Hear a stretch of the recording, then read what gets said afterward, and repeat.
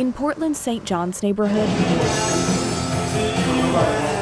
community runs deep. That's because we're a family. You feel it inside Slim's Restaurant and Lounge. Like, I know everybody by name and can expect who's going to come in. A big part of that family, the local firefighters at Station 22, right down the street. They actually come in here sometimes after a late night shift. That station covers the largest area in the city, and now it's a target under the mayor's proposed $4 million cut to the Fire Bureau. When I was snowed out of my house, the fire department is the only people that could find my home. Oh, they're fantastic humans, and they're fast responders. If the fire department gets slashed in half, that means response times are just probably going to triple. Under the mayor's budget proposal, Station 22 risks half its staff being reassigned and losing its only fire engine, the rig that carries water, meaning crews would no longer be able to fight fires. You know, they're taking away from things that people depend on. We sat down with the president of the Firefighters Union. That's a devastating blow because, as you may know, that St. John's neighborhood in the far north end is kind of isolated. Portland Mayor Keith Wilson is also proposing a more than $17 million cut to the Police Bureau, a move that, if approved, would reduce services and limit community access at two precincts, East and the North Precinct here behind me.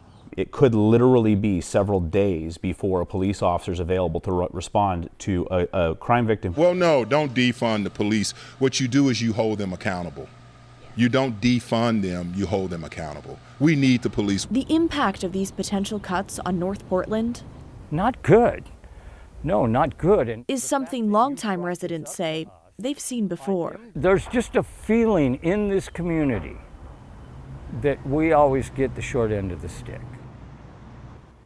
And within just the last hour and a half, a fire broke out in the University Park neighborhood, an area that Station 22 covers.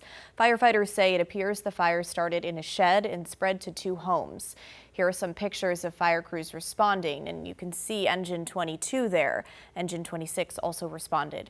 Crews have the flames out now and say one family will be displaced. No word yet on a cause, but again, if these budget cuts are approved, Engine 22 would no longer exist.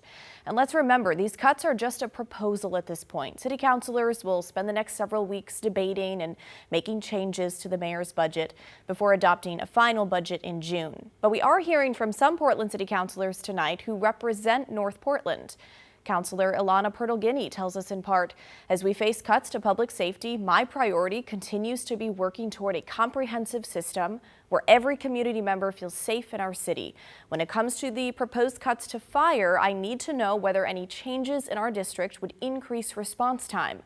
We have to ensure our neighborhoods are receiving the same level of access to emergency services as everywhere else in Portland, especially in the event of a natural disaster. And Councilor Dan Ryan adds, I appreciate Mayor Wilson's hard work to produce a balanced proposed budget. Throughout this budget process, I will focus on the restoration of frontline police and fire services.